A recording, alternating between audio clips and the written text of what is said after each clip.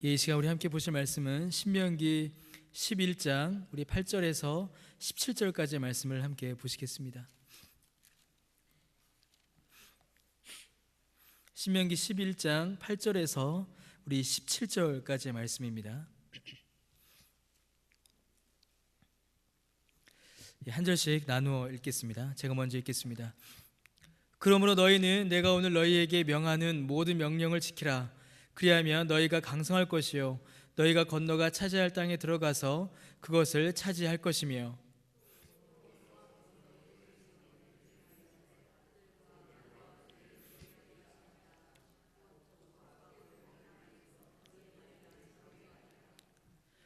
내가 들어가 차지하려 하는 땅은 네가 나온 애굽 땅과 같지 아니하니 거기에서는 너희가 파종한 후에 발로 물대기를 채소밭에 댐과 같이 하였거니와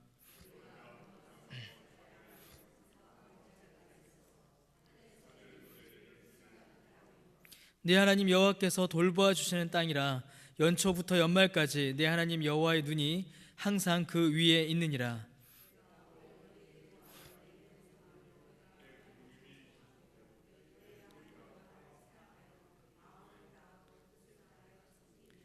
여호와께서 너희의 땅에 이른 비 늦은 비를 적당한 때에 내리시리니 너희가 곡식과 포도주와 기름을 얻을 것이요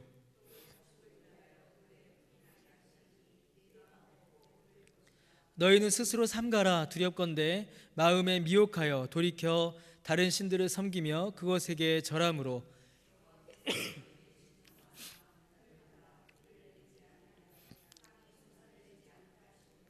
너희가 여호와께서 주신 아름다운 땅에서 속히 멸망할까 하노라.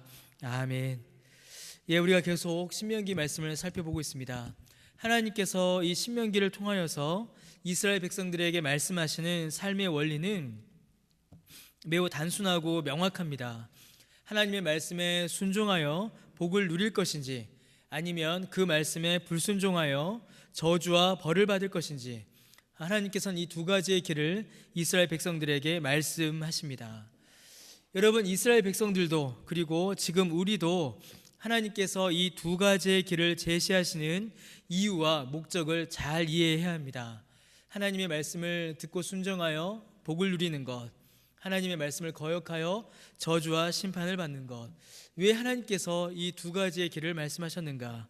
그 이유를 우리는 잘 알아야 합니다. 여러분, 이는 하나님께서 우리를 겁박하시고 억압하시기 위함이 아닙니다. 우리가 좋은 말과 나쁜 말이 동시에 들리면 여러분 어떤 말이 더 크게 들리십니까? 어떠세요? 칭찬과 험담이 동시에 들리면 어떤 소리가 더 크게 들리십니까? 험담이 더 크게 들리죠. 칭찬 10사람이 칭찬하는 것보다 한 사람이 비난하면 어떻습니까? 그 비난이 더 크게 들립니다. 10사람의 칭찬보다 한 사람의 비난이 마음에 더 크게 남죠. 우리가 알게 모르게 축복의 말씀과 저주의 말씀이 있으면 축복의 말씀보다 저주의 말씀에 귀가 더 갑니다.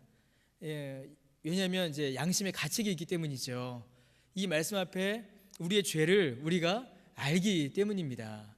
그러나 여러분, 하나님께서 이 말씀을 우리에게 주시는 것은 우리에게 겁을 주시고 또 우리를 억압하시기 위함이 아닙니다.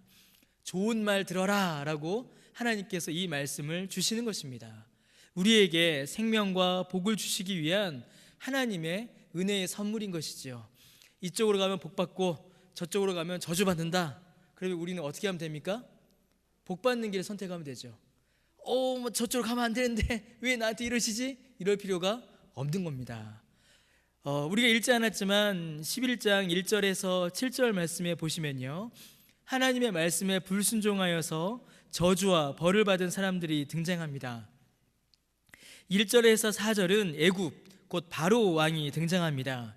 그들은 하나님의 말씀에 불순종하였고 저항하여서 우리가 잘 아는 대로 벌을 받았습니다. 더하여 11장 5절에서 7절까지는 하나님의 말씀에 불순종하였던 이스라엘 사람들이 등장합니다. 이 11장 5절에서 7절은 민수기 16장에 나오는 이야기가 지금 기록되어 있는 것입니다. 그러니까 다단과 아비람 이 두 사람이 또 두 명이 더 있었죠. 고라 온 이 사람들과 함께 당을 지어서 모세에게 대항합니다. 그리고 하나님의 뜻을 거부하죠. 그리고 그들은 하나님 앞에 큰 심판을 받습니다. 여러분, 모세가 이스라엘 백성들을 향하여서 이 심판의 말씀을 전하는 것, 또 우리가 이 심판의 말씀을 받는 것 역시 여러분 방금 말씀드렸던 것과 같은 이유와 목적이 있습니다.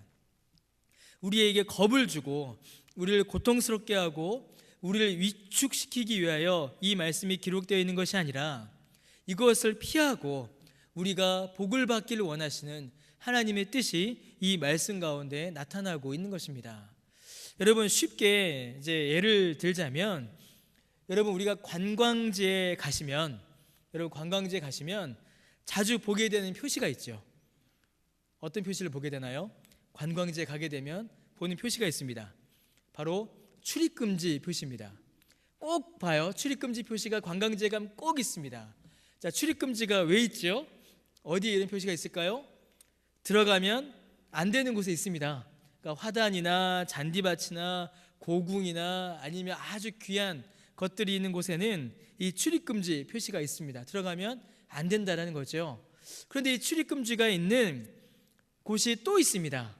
어디에 있냐면 정말 들어가면 안 되는 곳에 있어요. 위험한 곳, 거기에 들어가면 큰일 나는 곳, 거기에 들어갔다가는 목숨의 안전을 보장할 수 없는 곳, 그런 곳에 이 출입금지, 위험, 출입엄금 표시가 이렇게 항상 붙어 있습니다. 근데 우리 마음이 어떻죠? 그걸 보면 꼭 한번 들어가 보고 싶죠. 꼭 한번 넘어가 보고 싶습니다. 그래서 그 출입엄금, 출입금지 표시가 있음에도 불구하고 한번 넘어가 보고 싶어서 넘어가면 그 다음부터 어떻게 됩니까? 그 다음부터는 자기 목숨을 보장할 수가 없습니다.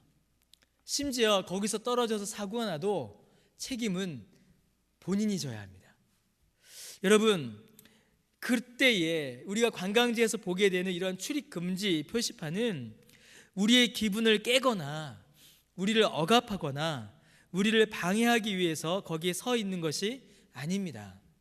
거기에 출입금지 표시판이 서 있는 것은 우리를 보호하고 우리를 안전하게 하며 우리를 위험의 길, 죽음의 길로부터 보호하기 위하여 거기에 출입금지 표시판이 있는 것입니다.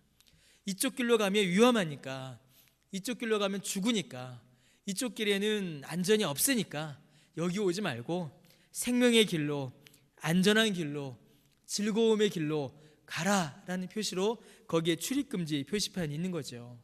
그래서 여러분, 우리가 출입금지 표시판을 받아들이면 어떻습니까?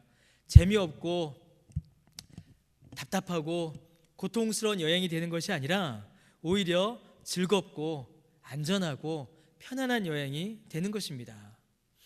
여러분, 하나님께서 죄와 불순종에 대하여 엄하게 말씀하시는 것 역시 이와 같은 목적입니다.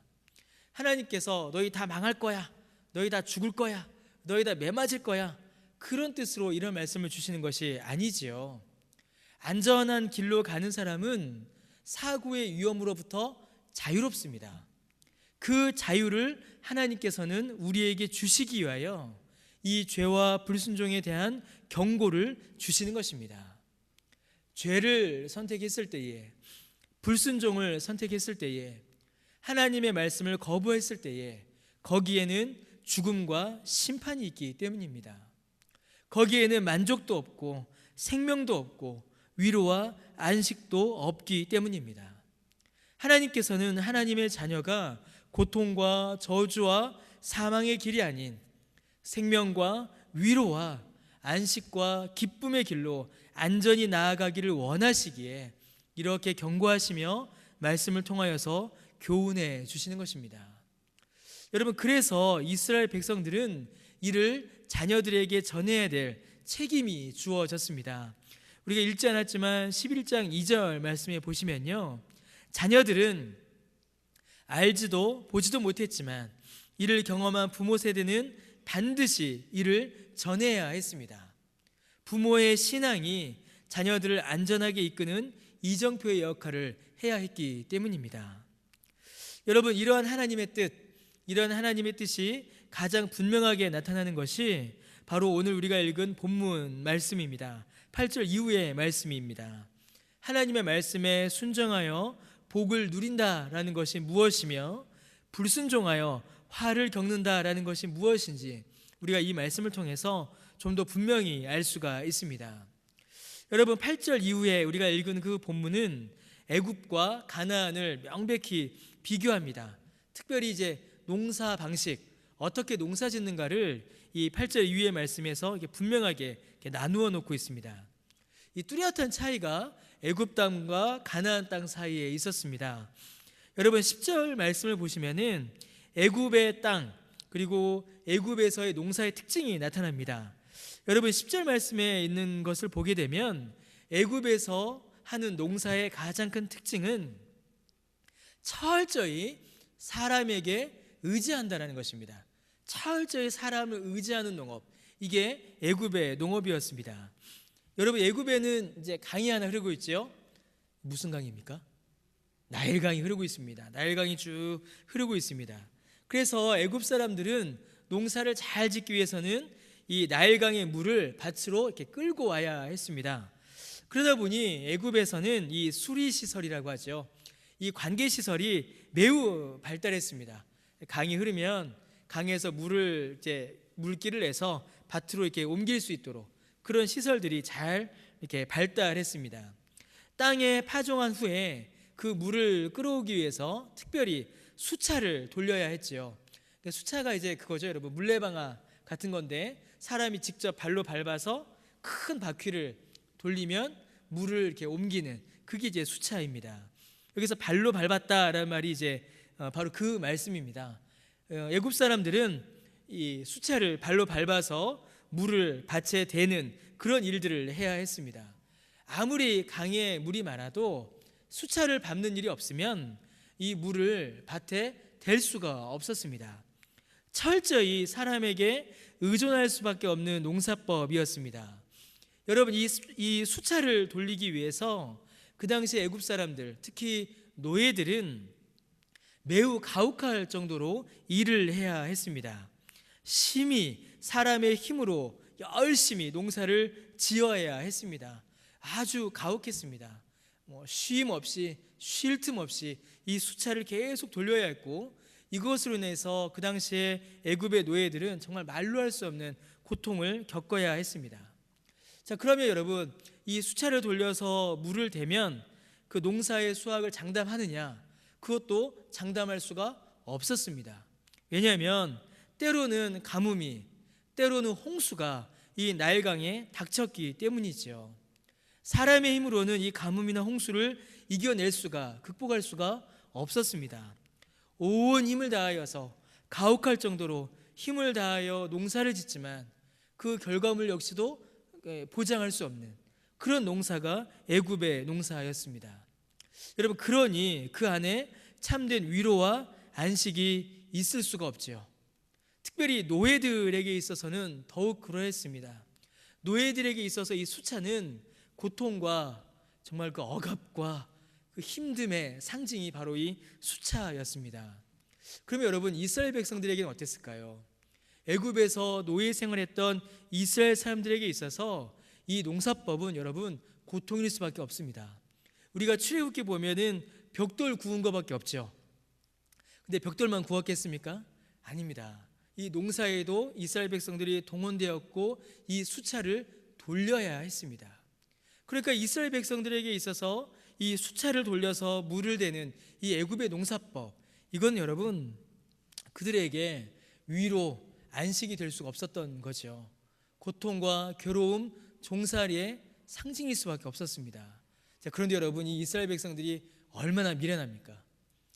광야를 가다 조금 힘드니까 뭐라고 말했죠? 이스라엘 사람들이 돌아가고 싶다라고 했습니다. 그러니까 지금 이스라엘 사람들은요, 자신들이 어떤 상태에 있는지조차도 제대로 몰랐던 그런 사람들이었습니다.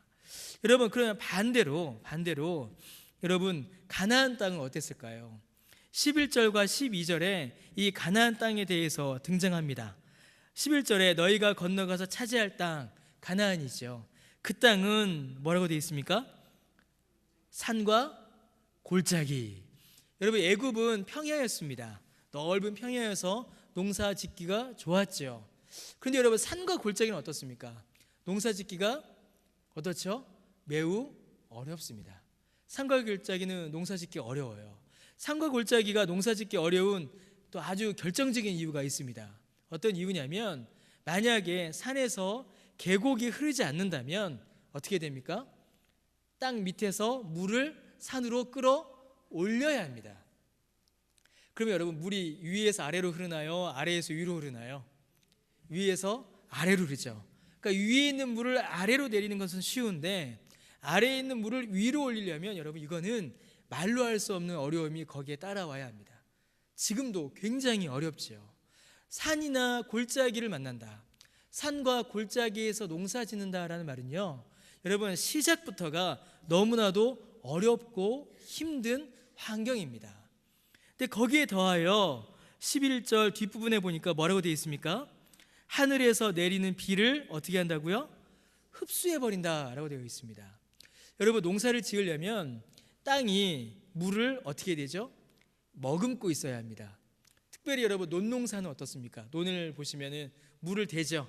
물을 대면 논에 물이 이렇게 차야 거기서 농사를 지을 수가 있습니다. 밭도 마찬가지죠. 밭도 눈에 이게 물이 보이지 않는다 해서 완전히 사라지는 게 아닙니다. 그 땅이 물을 머금고 있는 겁니다. 자, 그런데 가나안 땅은 비를 흡수해 버린다라고 합니다. 이 말은 그 땅이 물을 머금고 있는다라는 말이 아니라 물이 그 밑으로 다 빠져버린다라는 말입니다. 마치 아시죠? 콩나물시루에 물 부어버리면 어떻습니까? 물이 밑으로 다 빠져버리듯이 가나안 땅, 가나안의 흙은 물을 머금는 흙이 아니라 물이 밑으로 다 빠져버리는 땅이었습니다. 그러니 여러분, 물을 아무리 대도 거기서 농작물이 자랄 수가 없죠. 산과 골짜기, 곡물을 심고 키우기에도 어렵고 그 땅이 물을 머금지 못하니 곡물을 심어도 자라기가 어려운 그런 메마른 사막과 같은 땅이 바로 가나안이었습니다. 애굽에 비교해서는 농사짓기가 매우 어려운 그런 땅이었습니다. 자, 그런데 여러분, 그 땅에서 풍성한 소출을 이스라엘 백성들이 얻을 수 있었습니다. 어떻게요? 어떻게 얻을 수 있었습니까? 자, 이른 비와 늦은 비 말씀하셨는데요. 그렇게 대답하시면 제가 성경 공부 때 자주 이런 표현 하는데 한 70점 정도 드릴 수 있습니다. 이른 비와 늦은 비 이러면요. 정답은 뭘까요? 12절에 나옵니다. 그렇죠. 그 땅이 어떤 땅입니까? 하나님 여호와께서 돌보아 주시는 땅이기에 그렇습니다.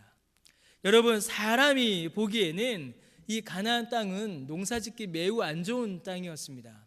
상황과 환경이 안 좋았고 그 땅이 농사를 짓기에 어울리지가 않은 땅이었습니다. 사람의 능력으로 어떻게 해볼 수 없는 땅이 바로 그 땅이었습니다. 그러나 하나님께서 돌보시는 땅입니다. 하나님께서 물을 대시는 땅입니다. 하나님께서 그 땅에 이른 비와 늦은 비를 때를 따라 적절하게 부어주시기에 그 땅에서 곡식과 포도주와 기름을 얻을 수 있었던 것입니다. 여러분, 애굽의 농사는 사람을 의지하고 사람을 바라보는 농사였습니다. 그러나 가나안의 농사는 하나님만 바라보고 하나님만 의지해야 하는 농사법이었습니다. 하나님께서 농사를 위하여 비를 주실 때에 그 비를 통해 농사를 지어야 했고, 하나님께서 가축을 위하여 들에 풀이 나게 하실 때에 그때에 맞추어 짐승들에게 풀을 먹여야 했습니다. 해와 비를 만드시고 주관하시는 그 하나님을 바라볼 수밖에 없었고 하나님께 의지할 수밖에 없는 농사법이 바로 이스라엘의 농사법이었습니다. 여러분, 이는 이스라엘 사람들이 아무것도 하지 않고 가만히 이렇게 하늘만 보고 있었다, 그런 의미가 아닙니다. 하나님께서 비를 내려주실 때에 나가서 열심히 일해야 했고, 하나님께서 풀이 나게 하실 때에 양떼와 소떼를 끌고 나가 배불리 먹여야 했습니다. 그 모든 일들을 최선을 다해서 하나 그 모든 일들을 이루시는 하나님을 전적으로 바라볼 수밖에 없는 농사였습니다. 씨를 뿌리고 수고하는 그 모든 수고가, 그리고 그 모든 수고의 열매가 오직 하나님께만 있음을 이스라엘 백성들은 믿고 그 은혜를 간구할 수밖에 없었던 것입니다. 여러분, 농사 지어 보셨습니까? 어떠십니까? 농사? 예, 저도 농사 안 지어봤습니다. 제가 무슨 농사를 지어봤겠습니까? 제가 농사 지어본 적은 없지만 농사 짓는 걸 이제 옆에서 많이 봤습니다. 이제 저희 처갓집 농사 지으시니까 보고요. 또 저희 부모님 요즘에 또 조금 밥 만드셔서 하시는 거 보고요. 그렇게 합니다. 근데 저희 장인어른께서 예전에 저한테 해주신 말씀이 하나 있습니다. 무슨 말씀이냐면, 농사를 지으면 하나님의 은혜를 간구하지 않을 수가 없다라는 말씀을 저한테 해주셨어요. 농사를 지으면 이 모든 것이 하나님의 손안에 있다는 사실을 인정하지 않을 수가 없다, 이런 말씀을 한번 저한테 해주셨습니다. 저희 집사람은 아마 모를 겁니다. 저랑 둘만 있을 때 하셨기 때문에. 열심히 농사를 지으신대요. 논을 만들고 물을 대고 모내기를 하고 피를 뽑고 그렇게 열심히 농사를 지으십니다. 그런데 한번 가물면 어떻게 될까요? 다 말라 죽습니다. 열심히 농사를 짓습니다. 뭐가 자랐어요? 잘 자랐습니다. 그래서 조금만 더 자라면 이삭을 맺을 것 같아요. 근데 태풍이 한번 와버립니다. 그럼 어떻게 될까요? 다 쓰러져 버립니다. 사람이 열심히 애를 쓰고, 사람이 열심히 노력을 하고, 사람이 열심히 수고합니다. 그러나 하나님께서 허락지 않으시면 사람이 한 톨의 열매도 거둘 수 없는 것, 그게 농사다라고 저희 장인어른께서 저한테 이서방 저 논을 봐 이러시면서 저한테 말씀을 해 주셨습니다. 하나님께서는 이스라엘 백성들에게, 가나안 땅에 들어간 이스라엘 백성들에게 바로 그 사실을 알려주신 것입니다.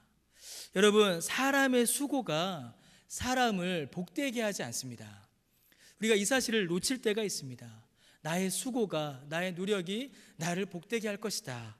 여러분, 사람의 수고가 사람을 복되게 하는 것이 아니라 하나님께서 사람을 복되게 하실 때에, 하나님께서 사람에게 복을 주실 때에 사람의 수고를 사용하십니다. 우리의 수고는 하나님께서 우리에게 복을 주시는 도구이자 통로이지, 우리가 수고했다고 하여서 그 수고 때문에 우리가 복을 받는 것이 아닙니다.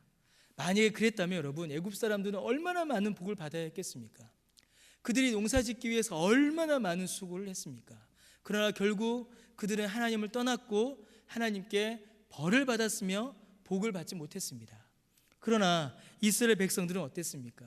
척박한 땅, 무엇 하나 방법이 보이지 않는 땅에 들어갔습니다. 그러나 그들은 하나님을 의지하였고 하나님을 바라봤지요.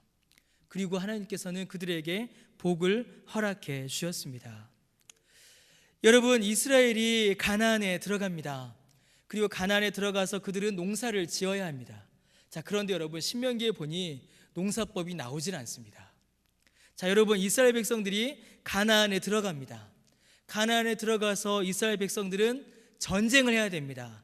가나안 사람들과 싸워야 되지요. 그런데 신명기에 보니 전쟁법, 전쟁술, 전술이 나오지 않습니다. 농사 지어야 하는데 하나님께서는 농사법을 가르치지 않으시고, 전쟁해야 되는데 하나님께서는 전술을 가르치지 않으십니다. 하나님께서는 이 신명기를 통하여서 이스라엘 백성들에게 가르치시는 것은 하나님입니다. 하나님을 의지하고 하나님을 바라보며 하나님을 붙잡으라라는 그들의 영적 자세를 하나님께서는 먼저 말씀하시고 그것을 가르치십니다. 여러분, 이스라엘에게 정말로 필요한 것은, 그들이 정말로 먹고 살며 그들이 정말로 전쟁에서 승리를 얻기 위해서는, 그들에게 정말로 필요한 것은 하나님을 의지하는 것이었습니다. 그 하나님이 창조주이시고 그 하나님이 만군의 왕이시며 그 하나님이 생명의 주이시기 때문입니다. 그래서 하나님께서 그들 앞에 우상으로 가는 길에 출입 엄금을 놓으신 겁니다. 우상을 섬기면, 우상을 따라가면 당장 눈앞에 보이는 기술은 얻을지 모르지만 그 안에는 생명이 없기에 하나님께서 우상에게 가지 말라고 출입 금지 편말을 딱 두신 겁니다. 그리고 하나님께로 그 길을 인도하시는 것이지요. 하나님께로 가는 길이, 하나님과 함께하는 길이 이스라엘 백성들이 사는 길이요, 승리의 길이요, 위로와 안식의 길이기 때문에 그렇습니다. 그것이 없다면, 그들이 다른 길로 간다면 그 중에 어느 것도 그들이 누릴 수가 없기 때문입니다. 사랑하는 성도 여러분, 우리도 같습니다. 우리도 똑같습니다. 그렇지 않으십니까? 우리도 같습니다. 여러분, 우리에게 시급한 것, 정말로 우리 안에서 확인해야 될 것, 정말로 우리가 알아야 할 것은 여러분, 싸움의 기술, 농사의 기술이 아닙니다. 그것이 필요 없다는 얘기가 아닙니다. 그것도 우리에게 필요하지요. 그러나 정말로 우리에게 시급한 것은, 정말로 우리가 꼭 손에 쥐어야 할 것은 하나님을 아는 것입니다. 하나님을 의지하는 것이며 하나님을 붙드는 것입니다. 정말로 우리에게 필요한 것은 하나님이십니다. 그 하나님과 함께하는 삶이, 그 하나님께 의지하는 삶이, 하나님의 은혜를 간구하며 하나님 안에 거하는 삶이 참으로 우리에게 생명의 삶이요 복된 삶이기 때문입니다. 사랑하는 성도 여러분, 그 은혜를, 그 복을 누리시는 저 여러분 되시기를 주님의 이름으로 간절히 축원합니다. 왜 저길 못 가게 하실까? 저기 재밌어 보이는데 그러다 가면 어떻게 돼요? 다칩니다. 위험합니다. 상합니다. 여러분 인생에서 그런 적 있으시죠? 예, 있으시죠? 없으셨습니까? 한 번도? 저는 있었던 것 같습니다. 명백히 거기가 죄의 길이요 악의 길이요 가면 안 되는 길임을 저도 알고 남도 알고 다 아는데도 불구하고 굳이 갔다가 넘어지고 다치고 상하고 울고 불고, 그래서 힘들게 돌아왔던 그런 기억들이 있습니다. 하나님께서는 우리의 힘이 그렇게 낭비되기를 하나님께서는 원하지 않으십니다. 주께서 인도하시는 그 위로의 길, 그 능력의 길, 생명의 길로 나아가셔서 주님과 함께 누리시는 그 복을 누리시는 저 여러분 되시기를 주님의 이름으로 간절히 축원합니다.